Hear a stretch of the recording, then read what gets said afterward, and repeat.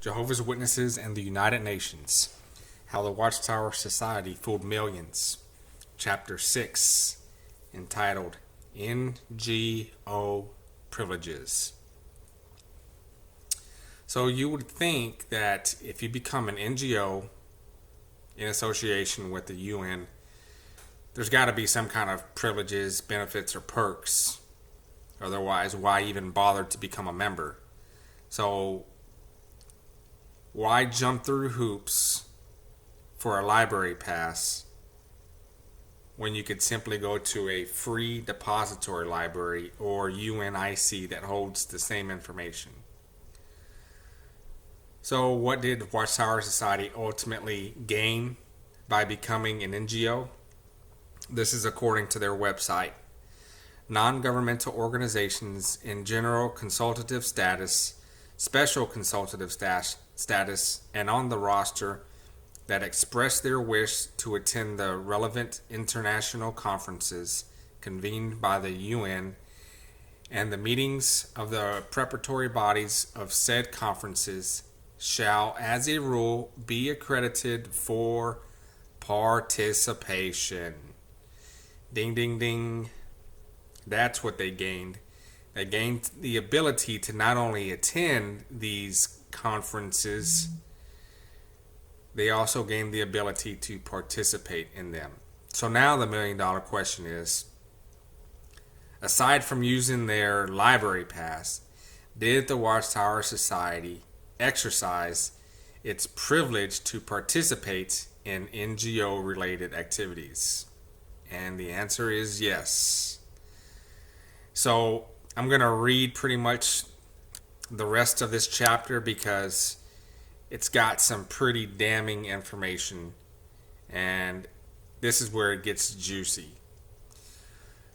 So here are a few of the multitude of examples of their participation in the years of association as NGO.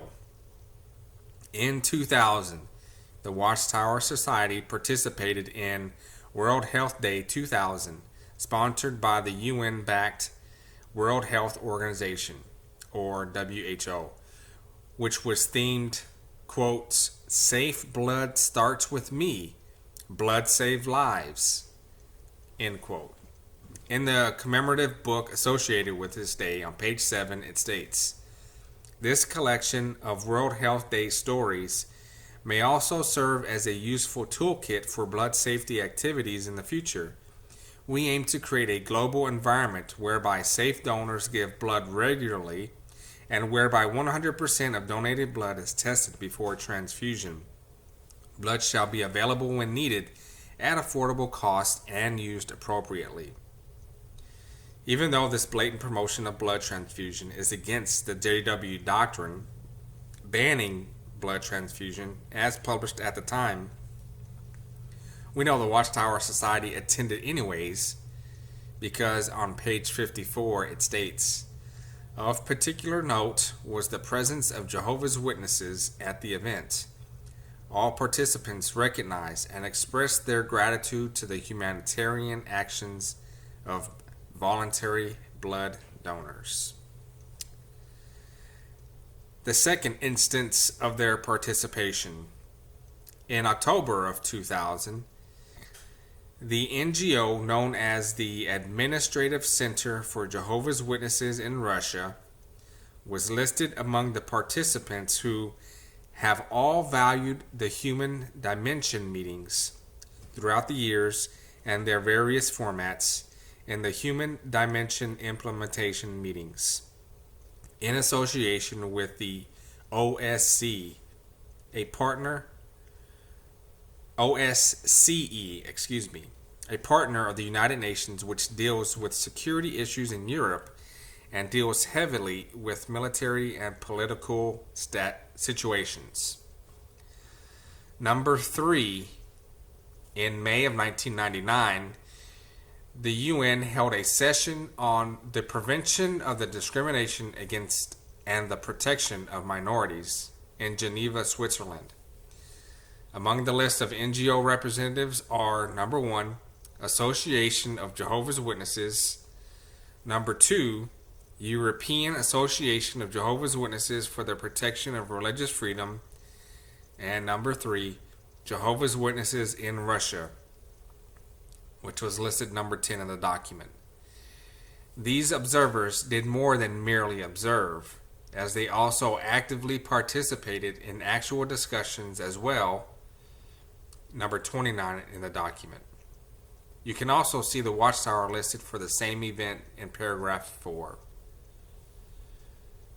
Number 4, in that same year, later in October of 99, the Watchtower Society attended the Joint Standing Committee on Foreign Affairs, Defense and Trade, held in Sydney, Australia.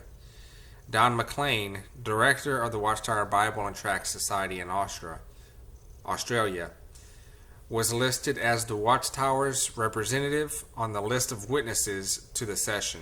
He too actively participated in this session, as shown on pages 61 through 78 of the associated document. Number 5. In 1998, a Watchtower representative was sent to interview Elsa Stamatopoulos, I butchered that name, then chief of the UN High Commissioner for Human Rights, HCHR, located in New York City. And this was also in the Awake, November 22nd, 1998, pages 6 and 7. Not only did the interviewer meet Mrs. Stamatopoulos at her HCHR office in the United Nations building there in New York, but the entire article promoted UN program information regarding the Universal Declaration of Human Rights and the International Bill of Human Rights, among other things.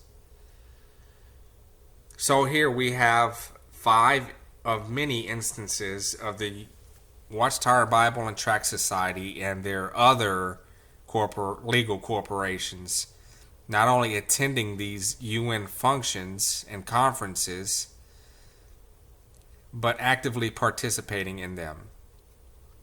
So clearly, Watchtower was signing up for more than a simple library pass. And significantly, note that these events often list several different Watchtower Society corporations. So remember earlier in one of the other chapters, Paul Gillis from the Watchtower Bible and Tract Society, I think they're in the UK or somewhere in Europe, claimed that only one of the corporations signed up as an NGO. And they did so strictly for the purpose of a library card. But this proves otherwise. So this is going to end this chapter, and please stay tuned for the next one. Thank you for taking time to listen to my summary of Jehovah's Witnesses and the United Nations, how the Watchtower Society fooled millions. Post your comments, like and share this video, subscribe to my channel, and stay tuned for Chapter 7.